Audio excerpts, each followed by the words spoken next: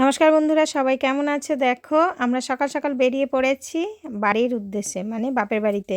তো ভাই গেছিলো কালকে আমাদেরকে আনতে, আর আজকে রেডি হয়ে মানে সব কিছু করে রেখে সায়ন আসেনি, আমি আর তোজো আমাদেরকে নিয়ে আসছে ভাই। তো আমরা ভাই চালিয়ে আসছে। তো কালকে পৌঁছে রাত হয়ে গেছে, আজকে আবার এখন বাজে প্রায় 9টা 10। তো বেরিয়ে পড়েছি। আর গাড়ির মধ্যে ভয়েসটা আমাকে দিতে হচ্ছে, কারণ গাড়িতে তো একটু গান বাজনা হচ্ছিল, কথাবার্তা। আমার ভাই ছিল, আর আমার পাশে বাড়ি আরেকটা কাকার ছেলে ছিল।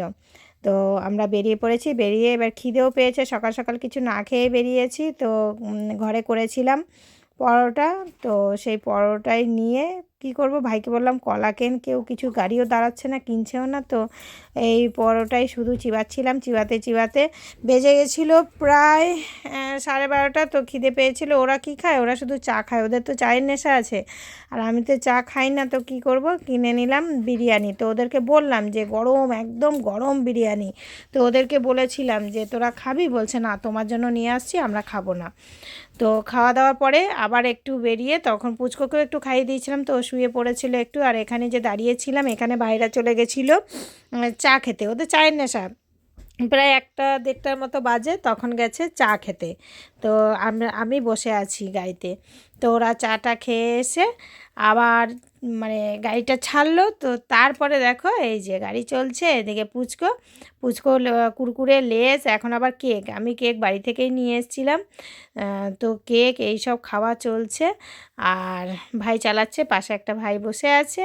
তো আমরা চলতে চলতে দেখো মানে এত সুন্দর, যখন মাঠের পাশে রাস্তাটা, তখন দেখা যাচ্ছে এত সর্ষের ফুল হয়েছে। তো খুবই ভালো লাগছিল। কিন্তু সর্ষের ফুল যেই জায়গাটা ছিল, আমি ক্যামেরা অন করতে করতে পার হয়ে গেছে। আর দুপাশেই কিন্তু এরকম মাঠ, আর মাঝখানে রাস্তা। তো এখান থেকে সোজা দেখো চলে এসেছি বাড়িতে।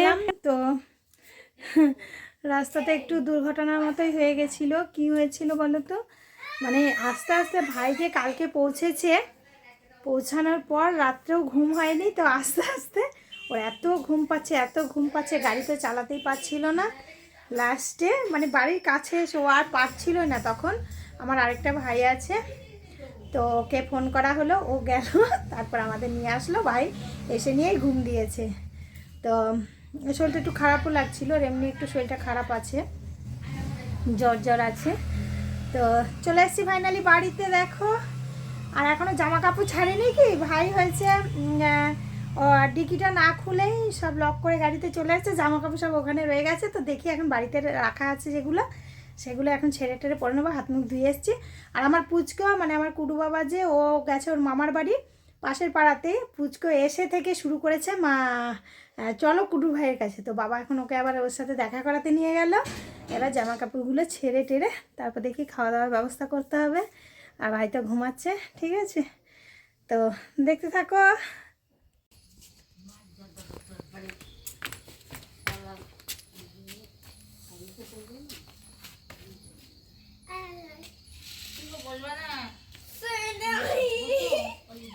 বদমাশি না।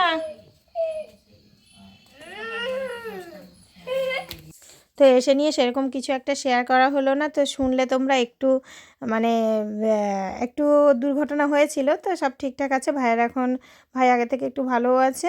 তো আজকের মতো এতটাই, খাওয়া দাওয়া হয়ে গেছে, শুতে চলে এসেছি। তো বাই, সবাই ভালো থেকো। আবার দেখা হবে সামনের নেক্সট ভিডিওতে।